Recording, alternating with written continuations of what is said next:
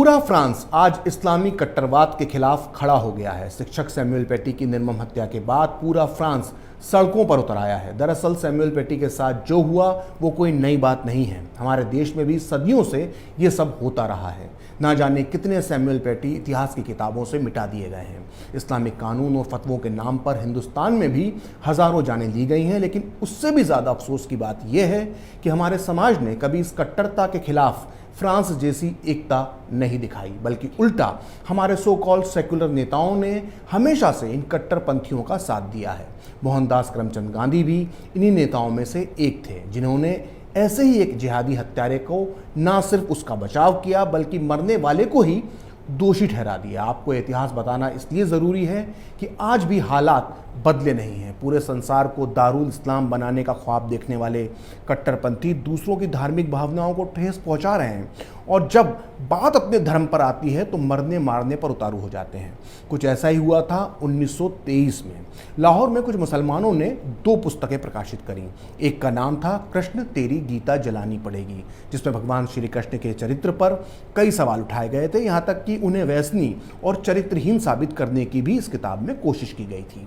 इस किताब में श्री कृष्ण पर ऐसी ऐसी टिप्पणियाँ थी जिन्हें मैं यहाँ पर नहीं बोल सकता हूँ। वहीं दूसरी तरफ दूसरी किताब का नाम था 20वीं सदी का महर्षि, जिसे अल फराक के संपादक अली कासिम ने छपवाया था। इस किताब में आर्य समाज के संस्थापक स्वामी दयानंद पर बेहूदी भाषा में कई निजी टिप्पणियाँ की गई थीं। दरअसल उस दौर में आर्य समाज ने कट्टरपंथी मुसलमानों की नींद उड़ाकर रख दी थी। खासकर आर्य समाज के शुद्धि आंदोलन ने तो मौलवियों की दुकान ही उखाड़ कर फेंक दी थी। मौलाना जिन हिंदुओं को बड़ी मेहनत से मुसलमान बनाते, आर्य समाज के लोग उनको हिंदू धर्म में घर वापसी करवा देते। ये एक नया प्रयोग था। इसके पहले जो एक बार मुसलमान बन जाता था उसे उसके परिवार को आने वाली कई पीढ़ियों तक मुसलमान ही रहना पड़ता था, क्योंकि हिंदू धर्म में किसी को वापस हिंदू बनाने की परंपरा नहीं थी। लेकिन आर्य समाज के शुद्धि आंदोलन ने विधि विधान से घर वापसी का रास्ता निकालकर मौलानाओं की बुनियाद हिला दी। यही वजह थी कि आर्य समाज को नीचा दिखाने और हिंदू धर्म को बदनाम करने के लिए 2 आपत्तिजनक पुस्तकें कृष्ण तेरी गीता जलानी पड़ेगी और 19वीं सदी का महर्षि प्रकाशित की गई। ये किताबें प्रकाशित की गई, इसे भी सहन किया जा सकता था, लेकिन इन्हें मुफ्त में मस्जिदों और बाजार में बांटा जाता था, जिससे लोगों का हिंदू धर्म और आर्य समाज से भरोसा उठ जाए। इन किताबों का मकसद ये था। कट्टरपंथियों की ये करतूत कुछ आर्य समाजियों को नागवार गुजरी। इन्हीं में से एक थे महाशय राजपाल, जो लाहौर में पुस्तक प्रकाशन का काम करते थे। कट्टरपंथी मुसलमानों को उन्हीं की जबान में जवाब देने के लिए महाशय राजपाल ने एक पुस्तक का प्रकाशन किया, जिसका नाम था रंगीला रसूल, जिसे लिखा था एक आर्य समाजी चमुपति ने। यह किताब छपते ही मुस्लिम समाज की तीखी प्रतिक्रिया सामने आ गई। हैरत की बात है कि इनमें से कुछ लोग भगवान कृष्ण का अपमान करने वाली जब किताब बांट रहे थे तब वो सारे लोग चुप थे, लेकिन अब सब एक होकर महाशय राजपाल के पीछे पड़ गए। कट्टरपंथी मुसलमानों की सोच तो समझ में आ सकती है, लेकिन सबसे हैरान कर देने वाली प्रतिक्रिया थी मोहनदास करमचंद गांधी की। हिंदू विरोधी किताबों पर चुप रहने वाले गांधी ने इस नई किताब के आते ही लेखों की झड़ी लगा दी। उन्होंने अपने अखबार यंग इंडिया में आर्य समाज और राजपाल के खिलाफ लंबे लंबे लेख लिखे। एक लेख में तो उन्होंने आर्य समाज के संस्थापक स्वामी दयानंद की महान रचना सत्यार्थ प्रकाश को ही निराशाजनक ग्रंथ बता दिया। गांधी ने अपने इस लेख में लिखा था कि मेरे हृदय में स्वामी दयानंद के लिए बड़ा मान है, लेकिन उन्होंने अपने धर्म को संकुचित बना दिया है। मैंने आर्य समाजियों की बाइबल सत्यार्थ प्रकाश पढ़ा है।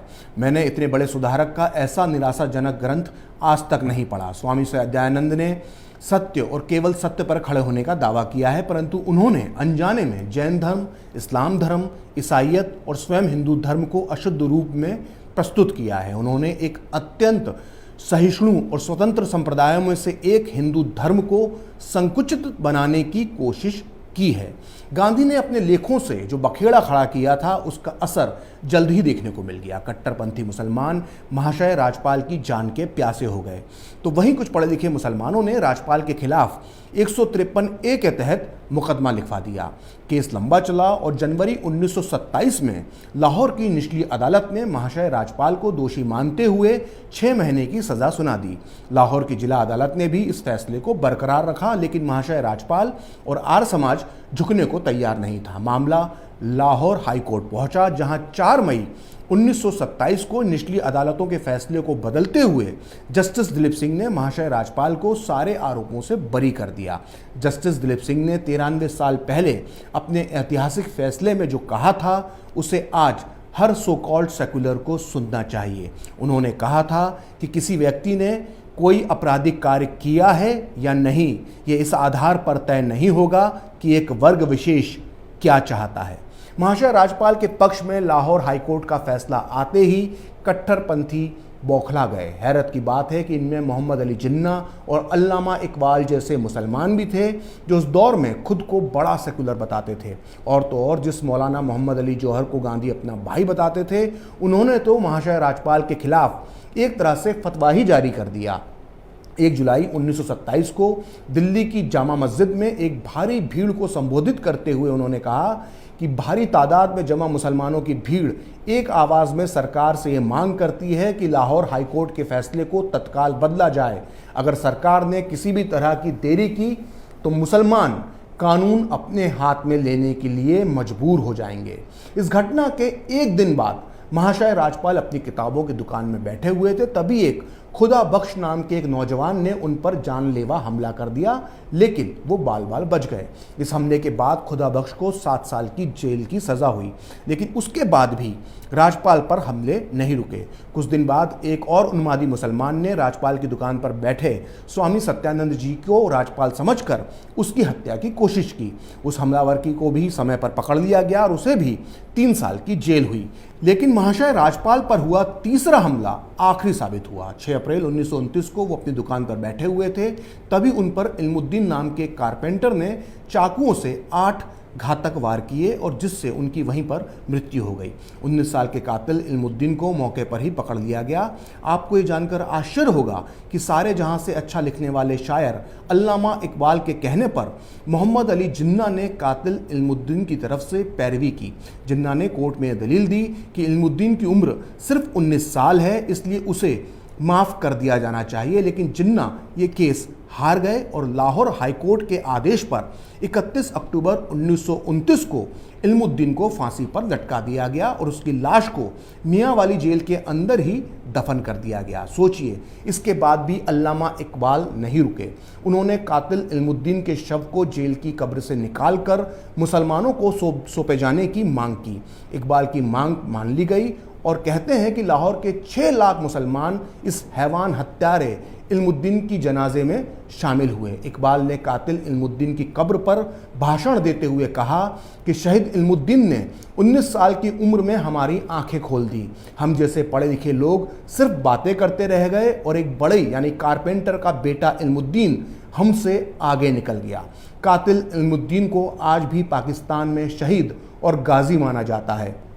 लाहौर के मियाँ वाली में आज भी उसकी मज़ार है, जिसे आज भी फूलों से सजाया जाता है और हज़ारों लोग यहाँ दुआ पढ़ने आते हैं। इल्मुद्दीन की मज़ार पर हर साल उर्स लगता है, जिसमें लाखों की तादाद में लोग शामिल होते हैं। यहाँ तक कि पाकिस्तान में इल्मुद्दीन के ऊपर 2 फिल्में भी बन चुकी हैं, जिसे वहाँ की सरकार ने टैक्स फ्री कर दिया था। इतना ही नहीं, हाल ही में 2013 में लाहौर हाईकोर्ट में एक याचिका दायर की गई, जिसमें इल्मुद्दीन का केस फिर से खोले जाने और उसे बाइज्जत बरी करने की मांग की गई थी। सोचिए, एक हत्यारे को जिन्ना, अल्लामा इकबाल और पूरा पाकिस्तान एक शहीद मानता है।